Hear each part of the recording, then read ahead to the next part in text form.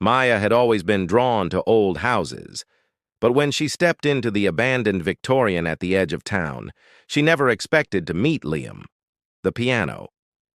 At first, it seemed innocent, just a forgotten instrument in the corner of a dusty living room.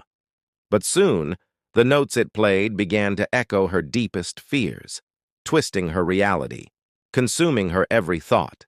And the more she resisted, the more it waited, patient, hungry, and impossible to escape. What she didn't know was that the piano chooses its player, and once it has you, it never lets go. I moved into the old house on a rainy evening, dragging my suitcase up the creaking wooden stairs. The wind slammed against the windows, rattling the panes with a rhythm that felt almost like a warning. The air smelled of dust, mildew, and something faintly sweet that made my stomach twist. I didn't know what to make of it, but I tried to convince myself it was just the smell of old wood and damp walls. The house was larger than I expected, filled with empty rooms and shadowed corners. The kind of emptiness that doesn't feel neutral, but alive. In the corner of the living room, my attention was drawn to a grand piano. Its black lacquer was chipped and dulled, and the keys had yellowed with age, but it seemed almost perfect, as if it had been waiting for me. I had never played an instrument in my life, yet I felt an unexplainable pull toward it, as though the house itself was inviting me to sit down and play. I shook my head, telling myself it was ridiculous. A piece of furniture can't demand anything. But still, I couldn't stop glancing at it. I spent the evening unpacking boxes, trying to ignore the uneasy feeling gnawing at me. Every time I passed the piano, a shiver ran down my spine. The wind outside was harsh, and the house groaned and settled in ways I didn't understand. At one point, I swore I heard a faint note, a single hollow sound as though one key had been pressed. I froze, my hand trembling as I clutched a box. The sound didn't repeat. Maybe it was just the wind. Maybe it was my imagination. I tried to focus on unpacking, but my eyes kept drifting to the piano. Its surface seemed to glint under the dim light in a way that made it seem almost wet, almost breathing.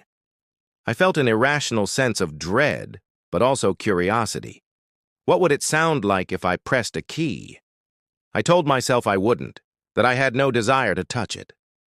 Still, the thought lingered, like a whisper in my mind. Night fell, and the rain became heavier, hammering against the windows with a relentless rhythm. I lay in bed listening to the storm when I heard it again, a note, soft and deliberate, coming from the living room. My pulse quickened.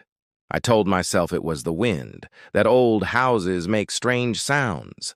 But then there was a second note and a third, slow, heavy, measured.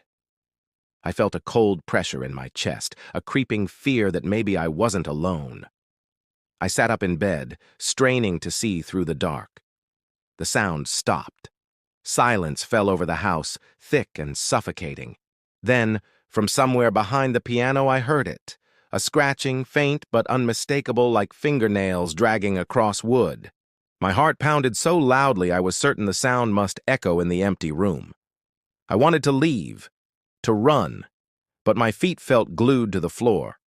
Whatever it was waiting, and I had the sinking feeling that it knew I was awake. Sleep came in fits and starts, broken by the persistent sound of rain hammering against the windows. Every time I closed my eyes, I dreamed of the piano. The black keys stretched endlessly before me, reaching into darkness, shifting and twisting as though they had a life of their own. I would try to run, but my feet sank into the floor, and the keys rose to meet me, swallowing everything in their shadow. I woke with my heart racing, drenched in sweat, certain that I could still hear the faint echo of the notes in my ears. The next morning, the house felt heavier. The shadows clung to corners like living things, moving when I wasn't looking. I tried to tell myself it was my imagination, but the unease in my chest refused to ease. I avoided the living room, avoiding the piano, but it drew my eyes no matter where I went. When I finally forced myself to look at it, I noticed something that made my stomach twist. There were faint impressions on the keys, like fingerprints pressed deeply into the ivory. I hadn't touched it. No one else was here. A curious dread mingled with my fear, an irresistible pull that I couldn't explain. I hovered my fingers over the keys, trembling. My instinct screamed to step back, but some darker part of me wanted to know what would happen if I pressed one. I pressed a single key lightly. The note rang out, far deeper and colder than it should have been, vibrating through the floorboards and rattling my chest. I gasped, my hand frozen above the keys. Then the impossible happened. Another key pressed itself, and another. The piano began playing a slow, distorted melody, deliberate and unnerving. I hadn't touched it. My stomach churned, and my breath caught in my throat. The melody seemed alive. It slithered around the room, filling every shadow, curling under the ceiling, pressing into my bones. I tried to step back, but my feet felt glued to the floor. I could feel a presence behind the piano, though I didn't dare look. Time stretched and warped. The notes twisted, skipping and sliding in ways that defied logic. I wanted to flee, but my body refused to respond.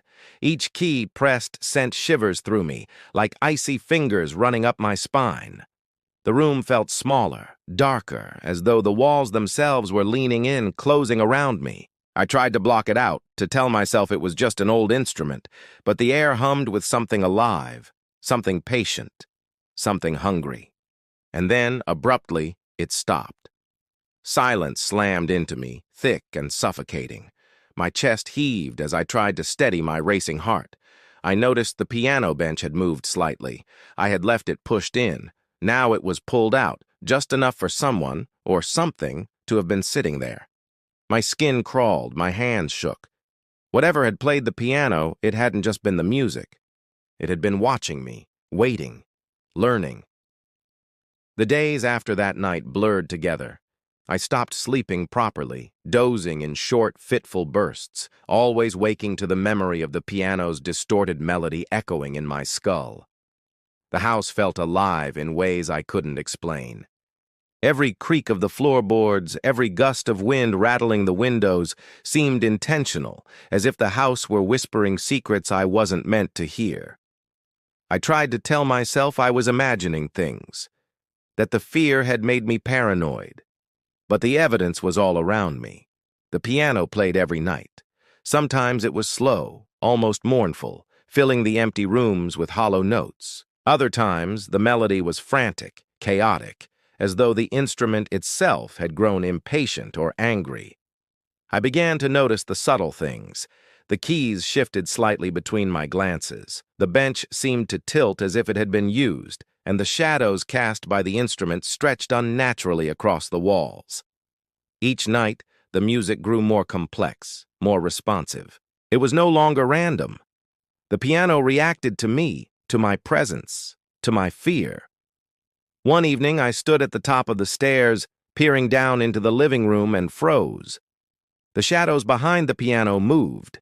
I couldn't make out a shape, but I felt a dark weight crouched there, still and watching, waiting for me to notice. My breath caught in my throat. I wanted to run, to leave, but my body refused to obey.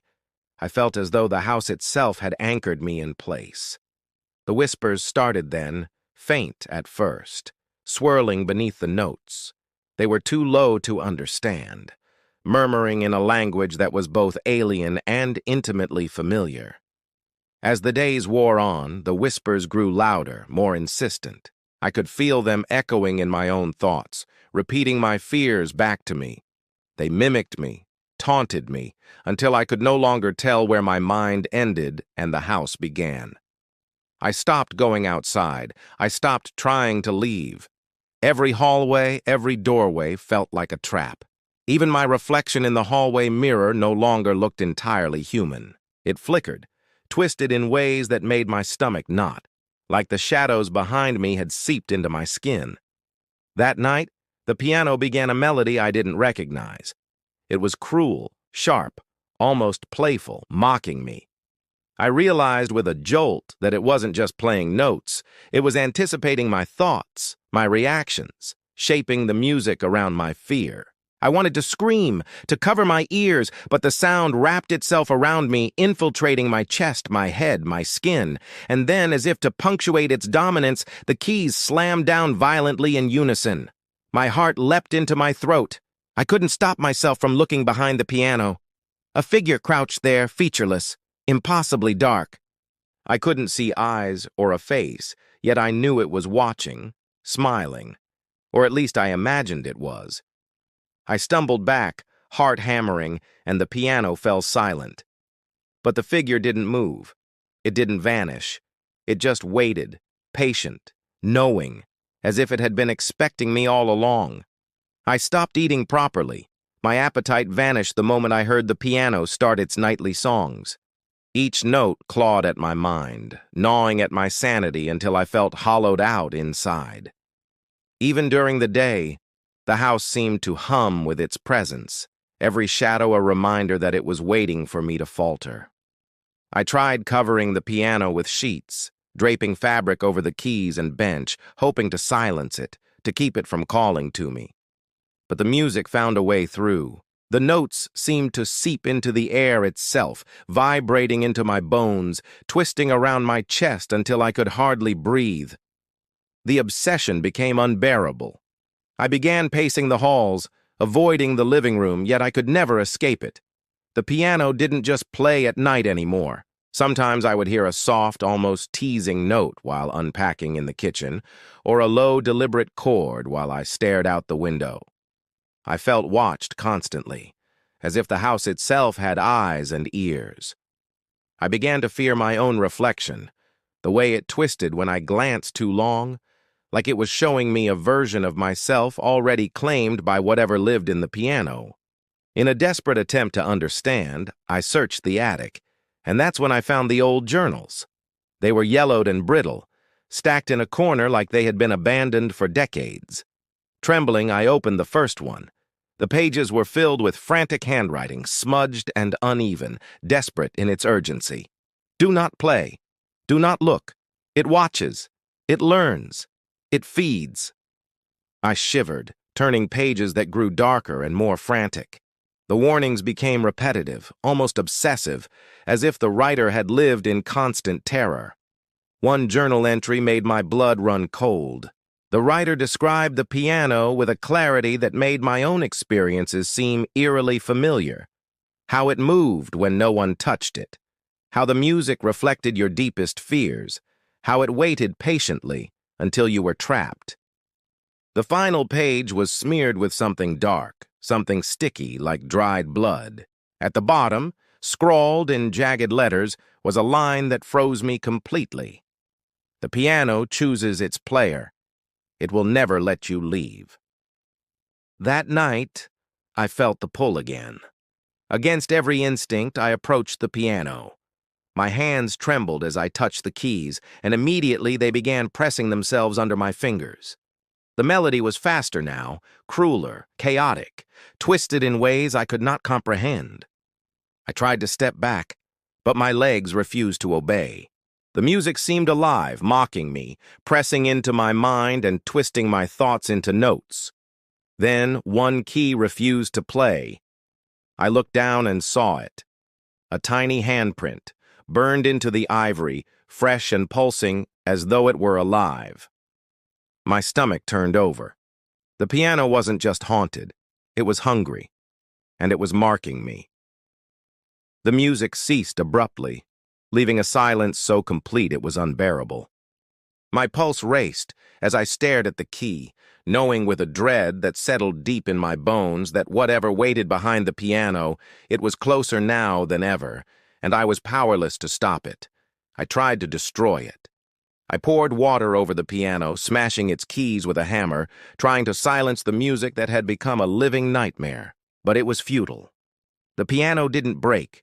The wood warped, the strings snapped, the keys splintered under my hands, yet the notes continued. They poured from the ruins, seeping into the walls, into my ears, and curling into my chest like smoke. I screamed until my throat ached, but the sound was drowned beneath its music. I ran from the house, slamming the door behind me, my body shaking with exhaustion and terror. The rain had stopped, leaving the streets wet and empty. I kept looking back, expecting the house to vanish, expecting some relief. But the piano was there, in the window, gleaming under the pale light of the moon. It sat untouched, pristine, as if nothing I had done could harm it. It waited, patient, immortal. I don't know if the house followed its players or if the piano does. I don't know if it chooses its victims or if we stumble blindly into its trap. All I know is that even now, far from that cursed place, I can still hear it. One single, deliberate note cutting through the silence of my apartment. It doesn't play a song anymore. It plays me. I feel the vibrations in my bones, a reminder that I am never truly alone. I've tried to warn others. I've left messages online, pleading for anyone to listen, to believe me. No one has. They laugh, call me paranoid, tell me it's just a story. But I know the truth. The music waits for you. It knows your fears before you do. It learns, it adapts, it marks you. Every night the silence is broken by a single key, pressed slowly, deliberately, spelling out a message I can read, but understand perfectly. It is coming for me again.